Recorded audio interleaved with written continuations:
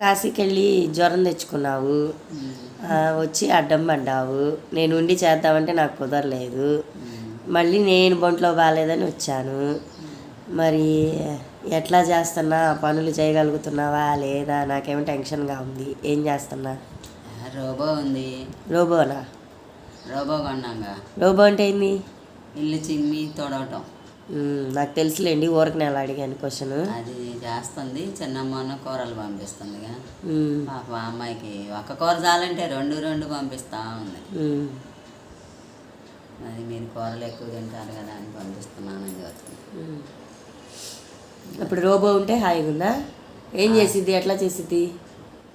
చిమ్మటం ముందు, తర్వాత 4 తొడవటం. పొద్దున పూట హడావుడి కదా, రెండు ఒకసారి పెడితే అంత శుభ్రంగా ఉండదు.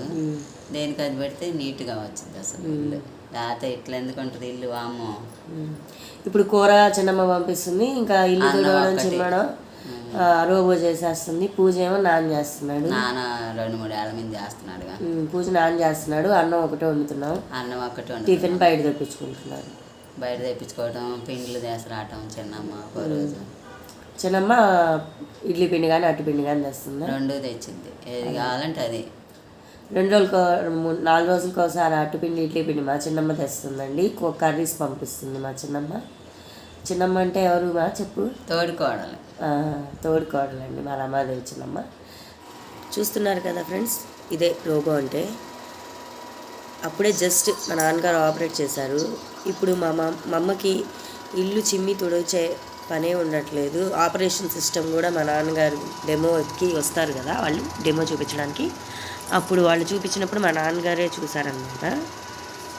ఏదైనా కొత్త వస్తువు తీసుకున్నప్పుడు మా నాన్నగారే వింటారు. వాషింగ్ మిషన్ అప్పు వచ్చినప్పుడు కూడా దాన్ని ఎలా ఆపరేట్ చేయాలి అనేది మా నాన్నగారే చూశారు.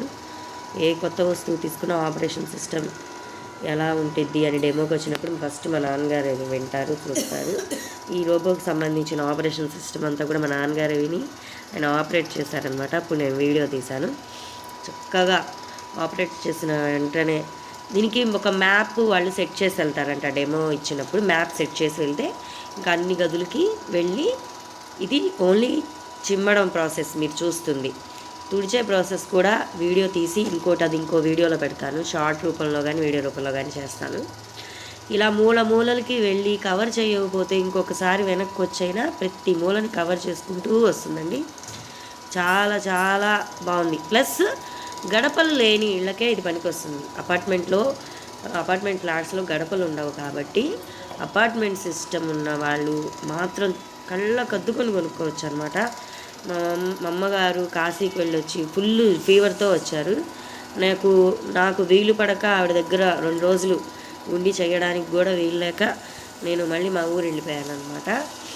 ఈ రోబో ఉండడం, మళ్ళీ మా రమాదేవి చిన్నమ్మ కర్రీస్ పంపించడం వల్ల చాలా ప్లస్ అయింది. ఆవిడకి వెంటనే కోలుకోగలిగారు. ఏముంది, ఒంట్లో బాగోపోయిన పనులు చేసుకోవాలి అని అంటే ఇంకాస్త సిక్ అయిపోతాం. అట్లా బాగున్నప్పుడు రెస్ట్ తీసుకుంటే వెంటనే మనం గెట్ ఆన్ అవ్వగలుగుతాం. ఇలాంటి పరిస్థితుల్లో ఉన్న మా అమ్మ దగ్గరికి మళ్ళీ నేను జ్వరం వచ్చిందని వచ్చానమాట. నువ్వు కూడా రోబో తీసుకోవచ్చు కదా, నువ్వెందుకు రావడం అని అనుకుంటారు. మా ఇంట్లో గడపలు ఉన్నాయండి. అదిగోండి, అది తిరుగుతూ ఉంటే దాని వెనక నేను తిరుగుతూ వీడియో తీశాను. ఇప్పుడు మంచం కిందకి కూడా వెళ్తుంది చూడండి.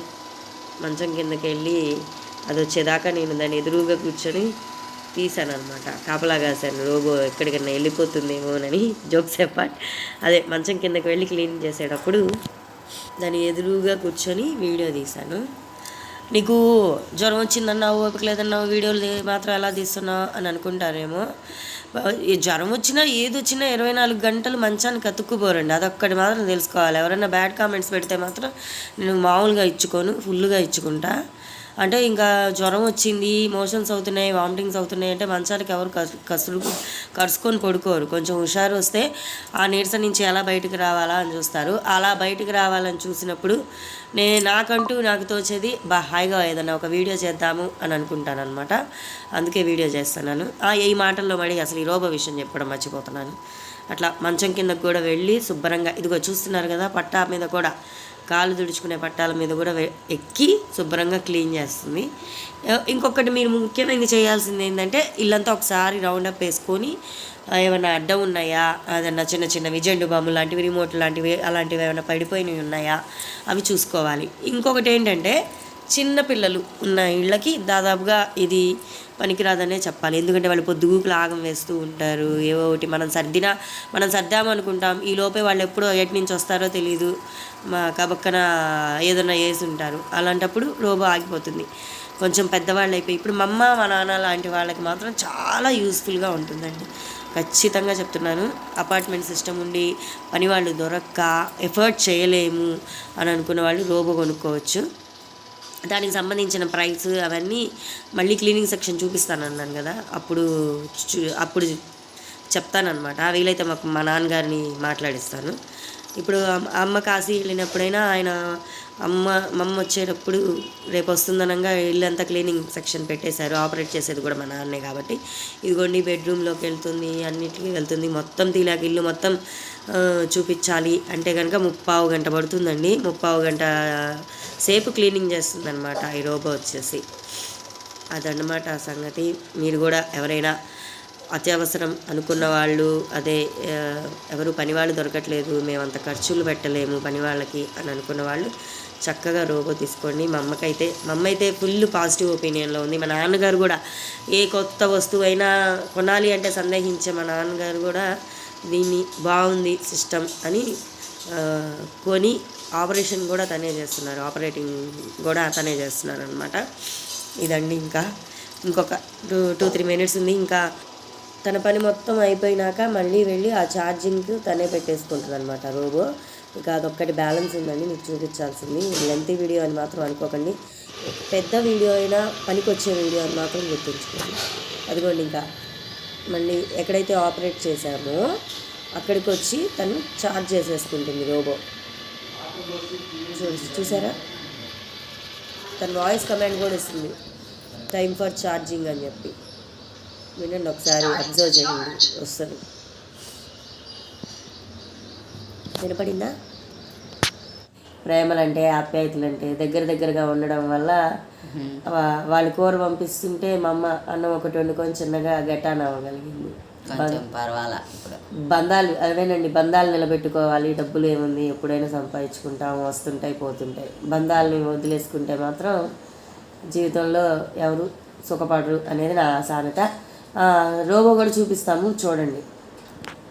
అమ్మా, ఇంతకీ రోబో గురించి ఏం చెప్తావు? నాకు మటుకు భలే ఉంది. అసలు ఊరి నుంచి వచ్చాక 2 రోజులకు ఒకసారి ఇంట్లో ఉన్నప్పుడు క్లీన్ చేపిస్తున్నాడు, హాయిగా ఉంది. పోయినసారి మీ ఇంటికి వచ్చినప్పుడు ఇల్లు భయం వేసింది, ఇప్పుడు అనుకో హాయిగా ఉంది. అయితే కొనుక్కునే వాళ్ళని కొనుక్కోవచ్చు అంటావా? అంటే పిల్లలను బాగా ఆగం పడితే పనికిరాదు. అది ఇంత చిన్న టబ్బు, అది అన్నీ ఆగం పట్టదు. ఇద్దరు పెద్దవాళ్ళు అపార్ట్మెంట్లకి అయితే బాగా పనికొచ్చు. చేసుకోలేని ముసలి వాళ్ళు పని వాళ్ళకి ఎదురు చూసి మాట్లాడాక రామంటాం ఇవన్నీ తీసుకుపెట్టింది హాయిగా. అంటే ఇది కొనడానికి ముందు పని వాళ్ళని మాట్లాడా, వస్తానని చెప్పి రాలా. మళ్ళీ ఇవన్నీ బాధలేదులేని ఇట్లా కొన్నాం అనమాట.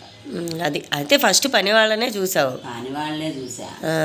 వాళ్ళు రారు, పెట్టరు, వస్తామంటారు, రారు, టైంకి రారు. అదేమంటే ఈ పెద్దవాళ్ళు అయ్యాక కొంచెం లేట్ అయినా టెన్షన్ వచ్చేస్తుంది. పిల్లలంటే పట్టించుకోరులే కానీ పెద్దవాళ్ళు అనుకో ముందు పని దాని ఎదురబడి సాగు అట్లా అన్నమాట. హాయిగా ఉంది. లేకవంగానే ఆన్ చేసేయటం, స్విచ్ నొక్కడం అంతే. రోబో వచ్చినాక మా అమ్మకి పని తేలికైందంటండి, అది సంగతి. సరే, ఈ వీడియో మీకు నచ్చితే లైక్ చేయండి. అమ్మ నువ్వు కూడా చెప్పు. మా అమ్మాయి ఛానల్ కమలా నీతు ఛానల్ సబ్స్క్రైబ్ చేయండి, లైక్లు కొట్టండి చూస్తే మటుకు. సరే, మా అమ్మ చెప్పింది కదండి మా ఛానల్ని సబ్స్క్రైబ్ చేయమని. మా అమ్మ చెప్పినందుకన్నా సబ్స్క్రైబ్ చేసుకోండి. సరే, మరో ఇంట్రెస్టింగ్ వీడియోతో మళ్ళీ కలిసేంత వరకు సెలవు. నమస్కారం. Stay tune to my channel. Thank you.